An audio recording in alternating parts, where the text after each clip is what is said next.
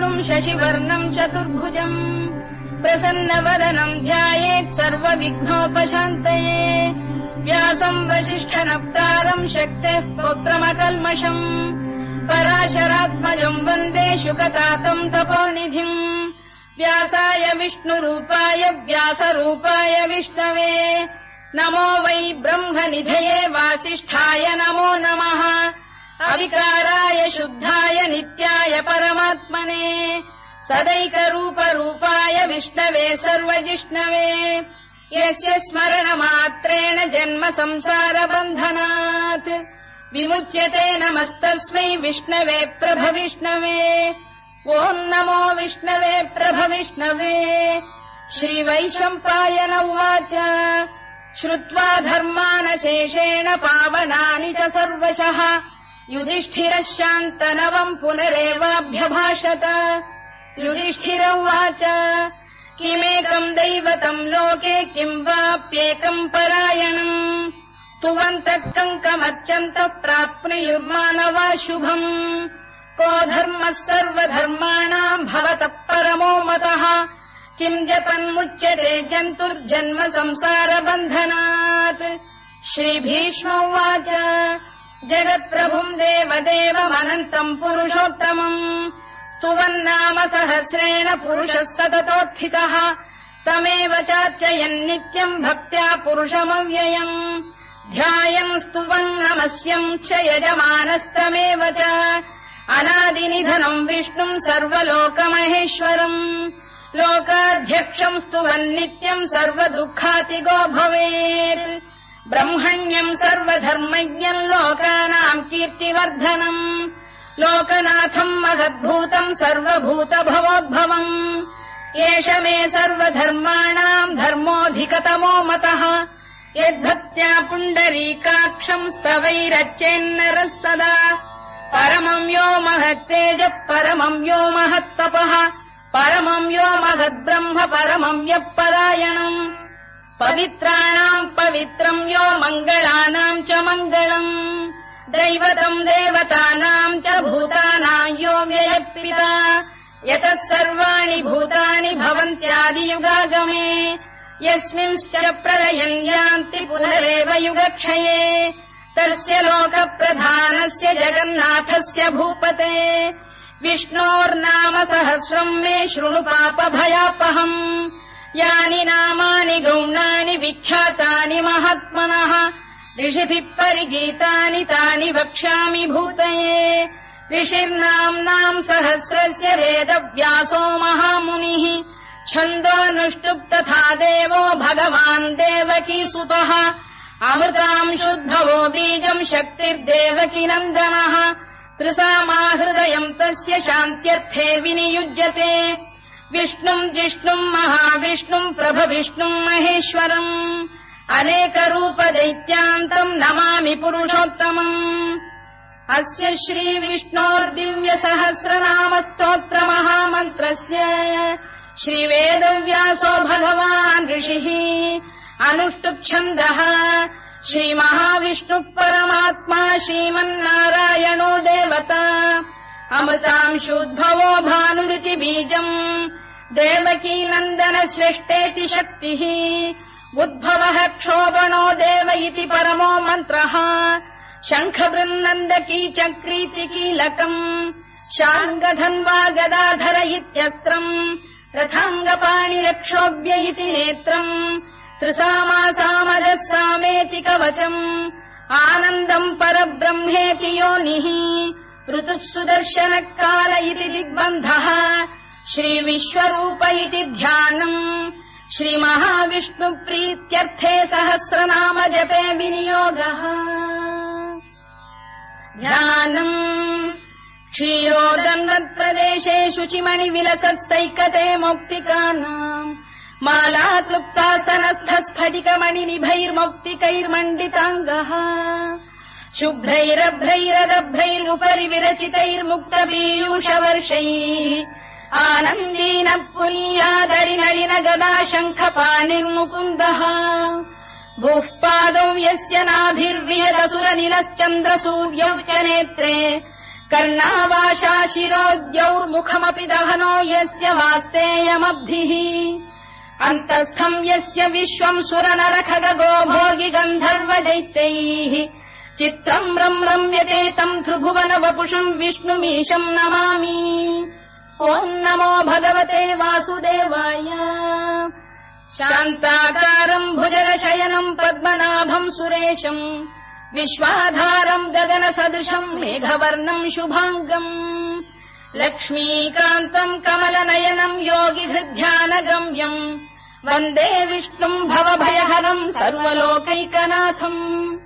मेघश्यामम् पीतकौशेयवासम् श्रीवत्साङ्कम् कौस्तुभोद्भासिताङ्गम् पुण्योपेतम् पुण्डरीकायताक्षम् विष्णुम् वन्दे सर्वलोकैकनाथम्। नमः समस्तभूतानामादिभूताय भूभृते अनेकरूपरूपाय विष्णवे प्रभविष्णवे सशङ्खचक्रम् सकिरीटकुण्डलम् सपीतवस्त्रम् सरसीरुभेक्षणम् सहारवक्षस्थलशोभिकौस्तुभम् नमामि विष्णुम् शिरसा चतुर्भुजम् छायायाम् पारिजातस्य हेमसिंहासनोपरि आसीनमम्बुदश्याममायताक्षमलङ्कृतम् चन्द्राननम् चतुर्बाहुम् श्रीवत्साङ्कितवक्षसम् रुक्मिणी सत्यभामाभ्याम् सहितम् कृष्णमाश्रये।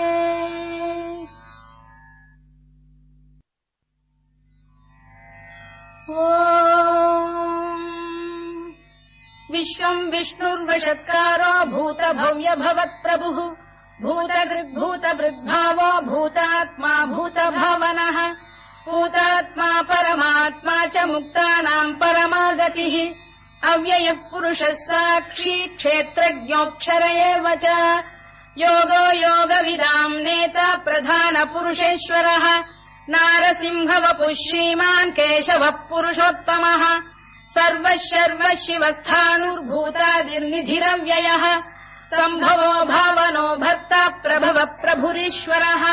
स्वयम्भूः शम्भुरादित्यः पुष्कराक्षो महास्वनः अनादिनिधनो धाता विधाता धातुरुत्तमः अप्रमेयो ऋषिकेश पद्मनाभोऽमर प्रभुः विश्वकर्मा मनुस्पष्टा स्थविष्ठस्थविरो ध्रुवः अग्राह्यः शाश्वतः कृष्णो लोहिताक्षप्रदर्दनः प्रभूतस्त्रिककुब्धाम पवित्रम् मङ्गलम् परम् ईशानप्राणदप्राणो ज्येष्ठः श्रेष्ठः प्रजापतिः हिरण्यगर्भो भूगर्भो माधवो मधुसूदनः ईश्वरो विक्रमी धन्वी मेधावी विक्रमक्रमः अनुत्तमो दुराधर्ष्य कृतज्ञकृतिरात्मवान् सुरेशः शरणम् शर्म विश्वरेता प्रजाभवः अधः संवत्सरो व्यालप्रत्ययः सर्वदर्शनः अजः सर्वेश्वरः सिद्धः सिद्धिः सर्वादिरच्युतः वृषाकपिरमेयात्मा सर्वयोगविनिसृतः वसुर्वसुमनः सत्यः समात्मा संमितः समः अमोघः पुण्डरीकाक्षो वृषकर्मा वृषाकृतिः रुद्रो बहुशिरा बभ्रुर्विश्वयोनिः शुचिश्रवाः अमृतः शाश्वतस्थाणुर्वरारोहो महातपाः सर्वगः सर्वविद्भानुर्विश्वक्सेनो जनार्दनः वेदो वेदविदव्यङ्गो वेदाङ्गो वेदवित्कविः लोकाध्यक्षः सुराध्यक्षो धर्माध्यक्षकृताकृतः चतुरात्मा चतुर्व्यूहश्चतुर्दंष्टश्चतुर्भुजः भ्राजिष्णुर्भोजनम् भोक्ता सहिष्णुर्जगदादिजः अनघो विजयो जेता विश्वयोनिः पुनर्वसुः उपेन्द्रो वामनः प्रांशुरमोघः शुचिरूर्जितः अतीन्द्रः सङ्ग्रहः सर्गो धृतात्मा नियमो यमः वेद्यो वैद्यः सदा योगी वीरः माधवो मधुः अतीन्द्रियो महामायो महोत्साहो महाबलः महाबुद्धिर्महावीर्यो महाशक्तिर्महाद्युतिः अनिर्देश्य वपुः श्रीमान् अमे आत्मा महादृधृत् महेश्वासो महीभर्ता श्रीनिवासः सताङ्गतिः अनिरुद्धः सुरानन्दो गोविन्दो गोविदाम्पतिः मरीचिर्दमनो हंसः सुपर्णो भुजगोत्तमः हिरण्यनाभः सुतपाः पद्मनाभः प्रजापतिः अमृत्युः सर्वदृक्सिंहः सन्धाता सन्धिमान् स्थिरः अजो दुर्मर्षणः शास्ता विश्रुतात्मा सुरारिभा गुरुर्गुरुतमो धाम सत्यः सत्यपराक्रमः निमिषो निमिषस्रग्वी वाचस्पतिरुदारधीः अग्रणी श्रीमान् न्यायो नेता समीरणः सहस्रमूर्धा विश्वात्मा सहस्राक्षः सहस्रपात् आवर्तनो निवृत्तात्मा संवृतः सम्प्रमर्दनः अधः संवर्तको वह्निरनिलो धरणीधरः सुप्रसाद प्रसन्नात्मा विश्वधृक् विश्वभुक् विभुः सत्कर्ता सत्कृतः साधुर्जह्नुर्नारायणो नरः असङ्ख्येयो प्रमेयात्मा विशिष्टः शिष्टकृच्छुचिः सिद्धार्थ सिद्ध सङ्कल्पः सिद्धिदः सिद्धिसाधनः वृषाही वृषभो विष्णुर्वृषपर्वा वृषोदरः वर्धनो वर्धमानश्च विविक्तः श्रुतिसागरः सुभुजो दुर्धरो वाग्मी महेन्द्रो वसुदो वसुः नैकरूपो बृहद्रूपः शिपिविष्टप्रकाशनः ओजस्तेजोऽब्जुदिधर प्रकाशात्मा प्रतापनः वृद्धस्पष्टाक्षरो मन्त्रश्चन्द्रांशुर्भास्करद्युतिः अमृतांशुद्भवो भानुः शशबिन्दुः सुरेश्वरः औषधम् जगतः सेतुः सत्यधर्मपराक्रमः भूतभव्यभवन्नाथ पवनः पावनो नरः कामः कामकृत्कान्तः कामः कामप्रदप्रभुः युगादिकृद्युगावर्तो नैकमायो महाशनः अदृश्यो व्यक्तरूपश्च सहस्रजिदनन्तजित् इष्टो विशिष्टः शिष्टेष्टः शिखण्डी नघुषो वृषः क्रोधः क्रोधकृत्कर्ता विश्वबाहुर्महीधरः अच्युत प्रथित प्राण प्राणदो वासवानुजः अपाम् निधिरधिष्ठानमप्रमत्त प्रतिष्ठितः स्कन्द स्कन्दधरो धुर्यो वरदो वायुवाहनः वासुदेवो बृहद्भानुरादिदेवः पुरन्दरः अशोकस्तारणस्तारः शूरः शौरिर्जनेश्वरः अनुकूलः शतावर्तः पद्मी पद्मनिभेक्षणः पद्मनाभोरविन्दाक्षः पद्मगर्भः शरीरभृत् महर्धिर्वृद्धो वृद्धात्मा महाक्षो गरुडध्वजः अतुलः शरभो भीमः समयज्ञो हविर्हरिः सर्वलक्षणलक्षण्यो लक्ष्मीवान् समितिञ्जयः विक्षरो रोहितो मार्गो हेतुर्दामोदरः सः महीधरो महाभागो वेगवानमिताशनः उद्भवः क्षोभणो देवः श्रीगर्भः परमेश्वरः करणम् कारणम् कर्ता विकर्ता गहनो गुहः व्यवसायो व्यवस्थानः संस्थानस्थानदो ध्रुवः परद्धिः परमस्पष्टः तुष्टः पुष्टः शुभेक्षणः रामो विरामो विरतो मार्गो नेयोनयोनयः वीरः शक्तिमताम् श्रेष्ठो धर्मो धर्मविदुत्तमः वैकुण्ठः पुरुष प्राण प्राणद प्रणव पृतुः हिरण्यगर्भः शत्रुघ्नो व्याप्तो वायुरधोक्षजः ऋतुः सुदर्शनकालः परमेष्ठी परिग्रहः उग्रः संवत्सरो दक्षो विश्रामो विश्वदक्षिणः विस्तारस्थावरस्थाणुः प्रमाणम् बीजमव्ययम् अर्थोऽनर्थो महाकोशो महाभोगो महाधनः अनिर्विण्णस्थविष्ठो भूर्धर्मयूपो महामखः नक्षत्रनेमिर्नक्षत्री क्षमः क्षामः समीहनः यज्ञयुज्यो महेद्यश्च क्रतुः सत्रम् सताम् गतिः सर्वदर्शी विमुक्तात्मा सर्वज्ञो ज्ञानमुत्तमम् सुव्रतः सुमुखः सूक्ष्मः सुघोषः सुखरः सुहृद् मनोहरो जितक्रोधो वीरबाहुर्विदारणः स्वापनः स्ववशो व्यापी नैकात्मानैककर्मकृत् वत्सरो वत्सलो वत्सी रत्नगर्भोधनेश्वरः धर्मकुग्धर्मकृद्धर्मी सरसक्षरमक्षरम् अविज्ञाता सहस्रांशुर्विधाता कृतलक्षणः गभस्तिनेमिः सत्तस्तः सिंहो भूतमहेश्वरः आदिदेवो महादेवो देवेशो देवभृद्गुरुः उत्तरो गोपतिर्गोप्ता ज्ञानगम्यः पुरातनः शरीरभूतवृद्भोक्ता कपीन्द्रो भूरि दक्षिणः सोमपोऽमृतपः सोमः पुरुजिः पुरुसत्तमः विनयो जयः सत्यसन्धो दाशार्हः सात्वताम् पतिः जीवो विनयिता साक्षी मुकुन्दोमित विक्रमः अम्भोनिधिरनन्तात्मा महोदधिशयोऽन्तकः अजो महार्घ स्वाभाव्यो जिता मित्र प्रमोदनः आनन्दो नन्दनो नन्दः सत्यधर्मा त्रिविक्रमः महर्षि कपिलाचार्य कृतज्ञो मेदिनीपतिः त्रिपुरस्त्रिदशाध्यक्षो महाशृङ्गकृतान्तकृत् महावराहो गोविन्दः सुषेणः कनकाङ्गिनी गुह्यो गभीरो गहनो गुप्तश्चक्रगदाधरः मेधास्वाङ्गोजितः कृष्णो दृढः सङ्कर्षणोच्युतः वरुणो वारुणो वृक्षः पुष्कराक्षो महामनाः भगवान् भगहानन्दी वनमाली हलायुधः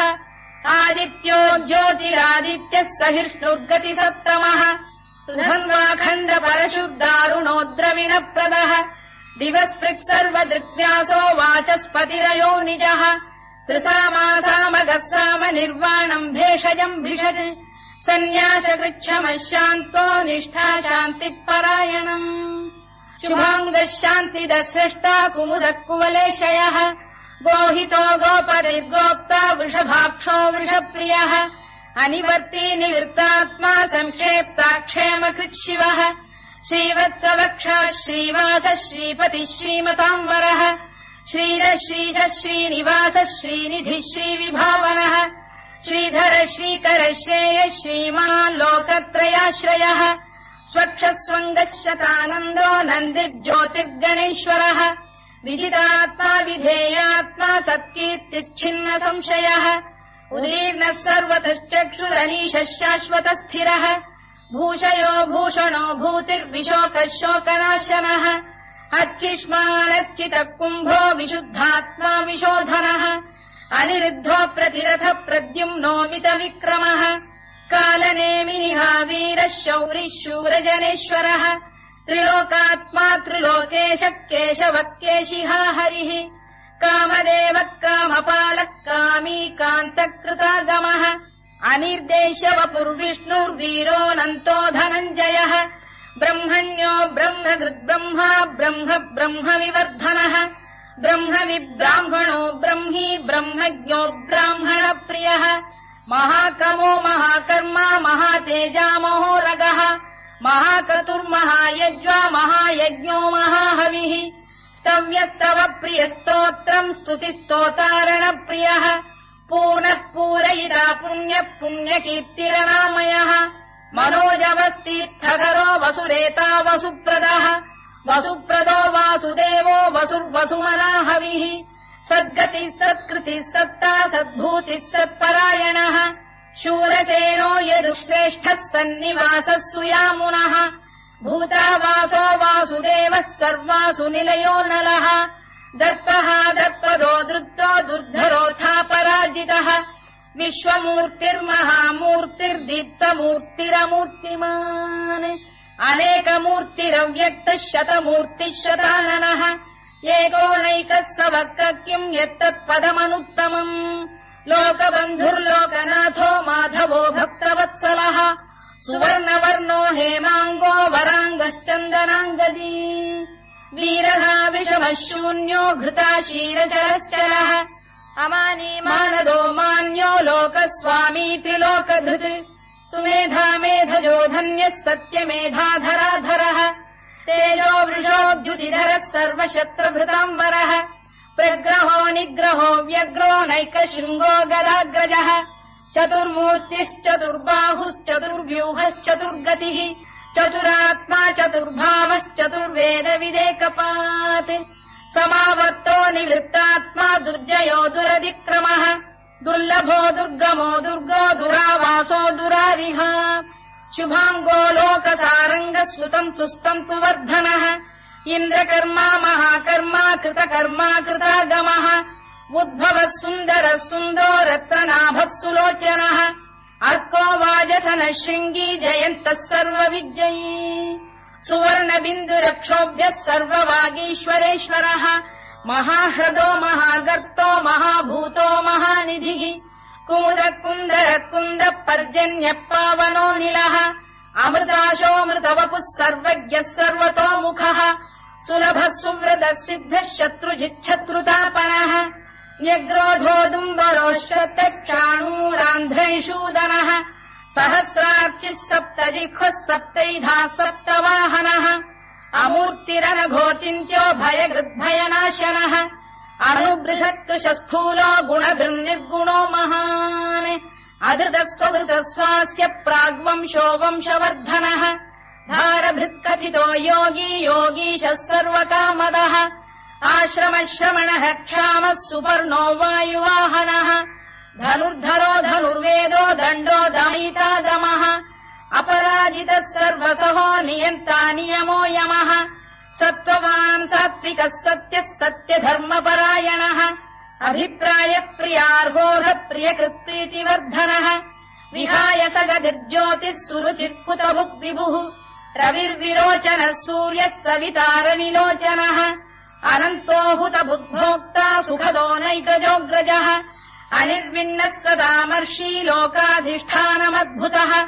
सनात्सनातनतमः कपिलः कपिरव्ययः स्वस्तिदः स्वस्तिकृत् स्वस्ति स्वस्तिभुक् स्वस्ति दक्षिणः अरौद्रः कुण्डली चक्री विक्रम्यूर्जितशासनः शब्दातिकः शब्दसः शिशिरः शर्वरीकरः अक्रूरपेशलो दक्षो दक्षिणः क्षमिणाम्बरः विद्वत्तमो वीतभयः पुण्यः श्रवणकीर्तनः उत्तारणो दुष्कृतिः पुण्यो दुःस्वप्ननाशनः वीरः रक्षणः सन्तो जीवनः पर्यवस्थितः अनन्तरूपोऽनन्तः श्रीर्जितमन्युर्भयापहः चतुरश्रो गभीरात्मा विदिशो व्यादिशो दिशः अनाधिर्भूर्भुवो लक्ष्मी सुवीरो रुचिराङ्गदः जननो जनजन्मादिर्भीमो भीमपराक्रमः आधारनिलयो धाता पुष्पहास प्रजागरः ऊर्ध्वगः सत्पथाचार प्राणद प्रणवप्रणः प्रमाणम् प्राणनिलय प्राणभृत्प्राणजीवनः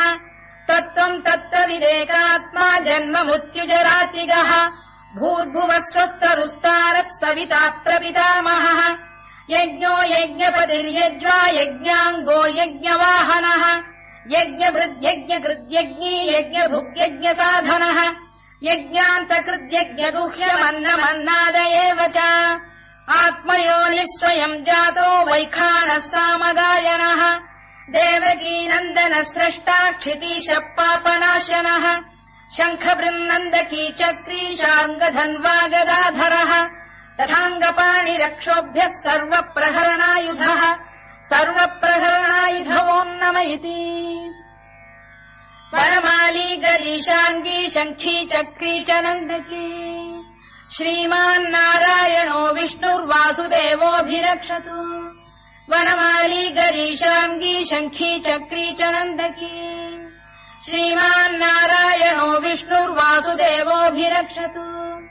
वनमाली गरीशाङ्गी शङ्खी चक्री च नन्दकी श्रीमान्नारायणो विष्णुर्वासुदेवोऽभिरक्षतु इतीदम् कीर्तनीयस्य केशवस्य महात्मनः नाम्नाम् सहस्रम् दिव्यानामशेषेण प्रकीर्तितम् य इदम् शृणुयान् नित्यम् यश्चापि परिकीर्तयेत् नाशुभम् प्राप्नुयात् किञ्चित् सोमुत्रेह च मानवः वेदान्तको ब्राह्मणस्य क्षत्रियो विजयी भवेत् वैश्यो धनसमृद्धः स्यात् क्षुद्रः सुखमवाप्नुयात् धर्मार्थी प्राप्नुयात् धर्ममर्थार्थी चार्थमाप्नुयात् कामानवाप्नुयात् कामी प्रजार्थी चाप्नुयात् प्रजाम् भक्तिमान् यः सदोत्थाय शुचिस्तद्गतमानसः सहस्रम् वासुदेवस्य नाम्नामेतत् प्रकीर्तयेत् यशः प्राप्नोति विपुलम् याति प्राधान्यमेव च अचलाम् श्रियमाप्नोति श्रेयः प्राप्नोत्यनुत्तमम् न भयम् क्वचिदाप्नोति वीर्यम् तेजश्च विन्दति भवत्यरोगोद्युतिमान् बलरूपगुणान्वितः रोगार्तो मुच्यते रोगात् बद्धो मुच्येत बन्धनात् भयान्मुच्येत भीतस्तु मुच्येतापन्न आपदः दुर्गाण्यतितरत्याशु पुरुषः पुरुषोत्तमम् सुवन्नाम सहस्रेण नित्यम् भक्तिसमन्वितः वासुदेवाश्रयो मर्त्यो वासुदेवपरायणः सर्वपापविशुद्धात्मा याति ब्रह्म सनातनम् न वासुदेव भक्तानामशुभम् विद्यते क्वचित् जन्म मृत्युजराव्याधि भयम् नैवोपजायते इमम् स्तवमधीयानः श्रद्धा भक्ति समन्वितः युज्येतात्मसुखक्षान्ति श्रीधृति स्मृतिकीर्तिभिः न क्रोधो न च मात्सर्यम् न लोभो न शुभामतिः भवन्ति कृतपुण्यानाम् भक्तानाम् पुरुषोत्तमे द्यौः स चन्द्रार्कनक्षत्राखम् दिशो भूर्महो दधिः वासुदेवस्य वीर्येण विधृतानि महात्मनः ससुरासुरगन्धर्वम् स यक्षोरगराक्षसम् जगत्वशे वर्ततेदम् कृष्णस्य सचराचरम् इन्द्रियाणि मनो बुद्धिः सत्त्वम् तेजो बलम् धृतिः वासुदेवात्मकान्याहुः क्षेत्रम् क्षेत्रज्ञ एव च सर्वागमानामाचार प्रथमम् परिकल्पते आचार प्रभवो धर्मो धर्मस्य प्रभुरच्युतः ऋषयः पितरो देवा महाभूतानि धातवः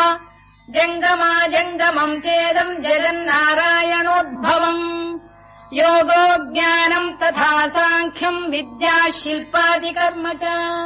वेदाः शास्त्राणि विज्ञानमेतत् सर्वम् जनार्दनात् एको विष्णुर्महद्भूतम् पृथग्भूतान्यनेकशः त्रीन् लोकान् व्याप्य भूतात्मा भुङ्क्ते विश्वभुवव्ययः इमम् स्तवम् भगवतो विष्णोर्व्यासेन कीर्तितम् पठेद्य इच्छेत् पुरुषः श्रेयत् प्राप्तुम् सुखानि च विश्वेश्वरमजम् देवम् जगतः प्रभुमव्ययम् भजन्ति ये पुष्कराक्षम् न ते यान्ति पराभवम् न ते यान्ति पराभवम् वोन्नम इति अर्जुनोवाच पद्मपत्र विशालाक्ष पद्मनाभसुरोत्तमा भक्तानामनुरक्तानाम् त्राता भव जनार्दन श्रीभगवानुवाच यो माम् नाम सहस्रेण स्तोतुमिच्छति पाण्डव सोऽहमेकेन श्लोकेन स्तुत एव न संशयः स्तुत एव न संशयोन्नम इति व्यासोवाच वासनाद्वासुदेवस्य वासितम् भुवनत्रयम् सर्वभूतनिवासोऽसि वासुदेव नमोऽस्तु ते वासुदेव नमोऽस्तु ते ओन्नम इति